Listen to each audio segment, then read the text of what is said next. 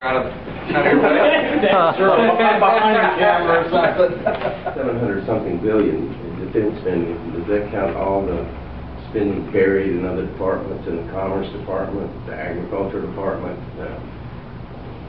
all the defense spending that appears not in the Department of Defense, but other places? Or you were talking about maybe State Department work, overseas bill, or those kinds of things? I'm talking like in energy, that an entire another department that's not defense is doing studies on weapon systems, nuclear weapon systems, and that sort of thing, and the entire other departments. Because the total figure spending, I've been reading, is maybe closer to $1 trillion on the Defense Department, counting all this stuff that appears in there could be some overlap. I mean, there could be some of that, and there could be some spending in the Defense Department that's not totally defense related too. You know, there might be science related or in fuel issues, for instance. But I would say generally the number is 750 billion.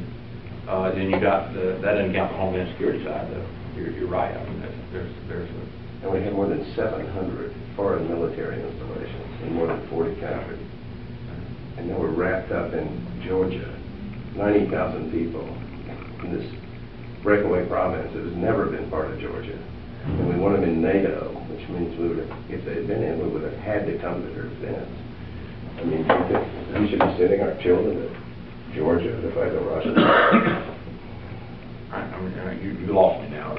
Sending our folks. I didn't know we had folks in Georgia. Well, we've got more than 100 military advisors down there on the ground. We got military advisors all over the world. Yeah, that's what I'm saying. We got more than 700 installations. Yeah. And it's all part of this vast defense spending we do. Yeah. Well, I mean, what can we do about that? And I think that's defense is the number one responsibility of the defense of the security is the number one responsibility of the federal government. So, you can have an argument about where this group goes or that group goes. The executive branch makes those decisions. Yeah, and my question would be, what in the world of interest do we have in Georgia, a former Soviet republic? Those are good questions. I know I wouldn't want to send my kids. I think we're going to quickly figure out what our interests in Georgia are over the next few days and weeks. You mentioned the farm bill was paid for. How did you pay for the farm bill? Through spending cuts in other areas.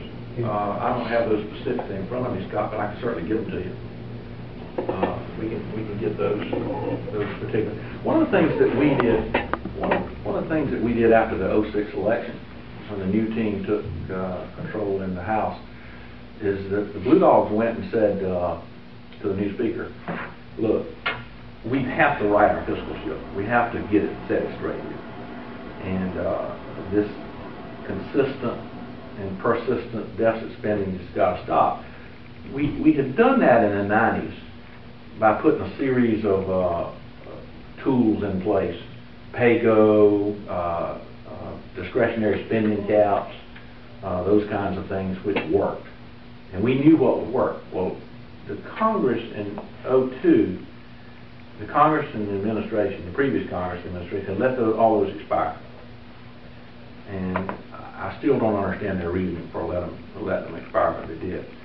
But what happened after that is that after they were expired, that's when the spending went really crazy and the revenue started being cut. You started seeing this wide gap called the deficit.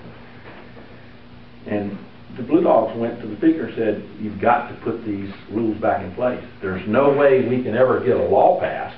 The Senate's not going to pass it. The President certainly wouldn't sign it if we did pass it, statutory pay-go. But we can make a House rule, and that creates one bottleneck in the whole process.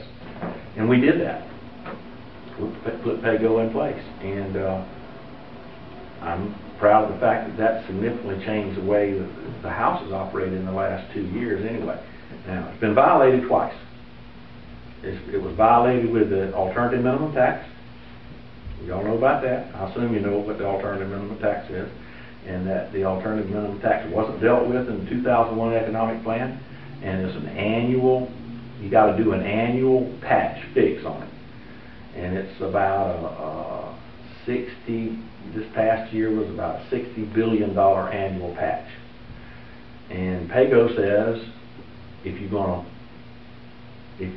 create a new mandatory spending program, or you're gonna cut taxes, then you gotta find the money to do it. And we've got to do that to close this deficit gap.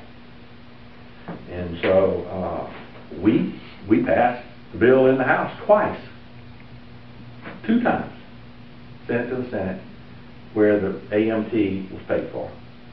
Now, a second time was a fixed closure of a loophole of hedge fund managers, how they carry their funds, profits offshore, and how they're taxed over there. We closed that loophole.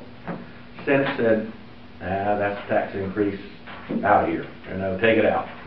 We don't want to do it. Just we'll go borrow the money from the Chinese, and that's what we did. We passed the AMT fix, $60 billion, increase the deficit by $60 billion. Same thing on the Web GI bill, GI benefit. Y'all are familiar with that, right? This debate we had about 2 or 3 months ago. It's a great idea, something that we ought to do. We put the men and women in uniform and ask them to go overseas.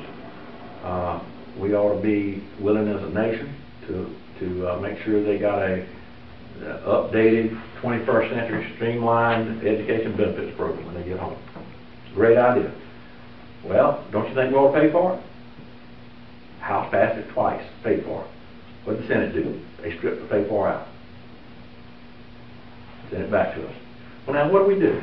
The president says that we sent it to him, paid for, he'd veto it. We didn't like the pay for it.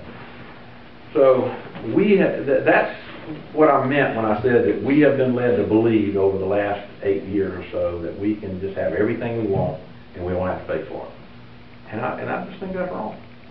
And I know some people disagree with me, but I think for the future of our nation and the people, the young people that are going to be in it, we need to get this right.